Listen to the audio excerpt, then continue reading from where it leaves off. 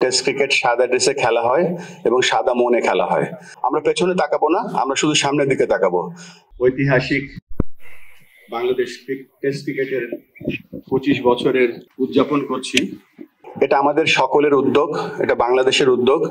এই উদ্যোগটা হচ্ছে যে আমরা 3টে ফরম্যাটেই ক্রিকেট খেলি। আমরা টি-20 ক্রিকেট খেলি, আমরা 50 ওভারের খেলা খেলি, একদিনের ক্রিকেট, আমরা টেস্ট ক্রিকেট খেলি। আর সব কিছুর মূলে হচ্ছে, সব ক্রিকেটের গোড়া হচ্ছে টেস্ট ক্রিকেট।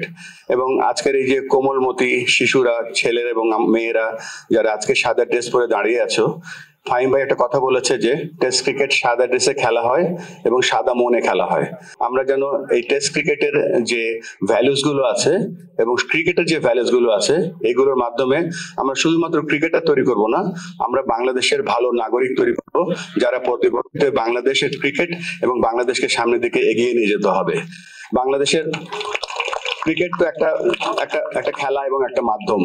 এর মাধ্যমে যেন আমরা একটা ভালো দেশ গড়তে পারি, এটা আমাদের অন্যতম বাংলাদেশ ক্রিকেট বোর্ডের লক্ষ্য। বান্ডেল থাকলে প্রতি সেনমানিতে টাকা বাঁচবে। বিকাশ সেনমানি বান্ডেল কিনে জিতুন প্রতি লেনদেনে।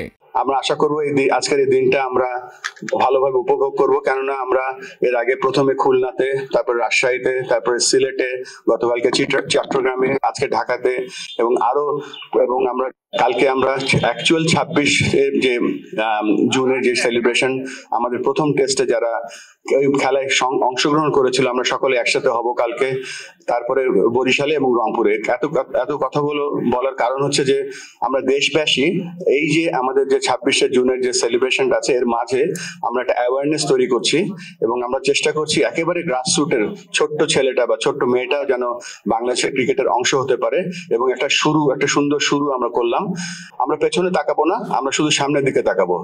আমরা আশা করব আপনারা এই টেস্ট ক্রিকেটের যে মাহাত্ম্য, ক্রিকেটের যে ভ্যালুস, এগুলো নিয়ে আমরা এগিয়ে যাব।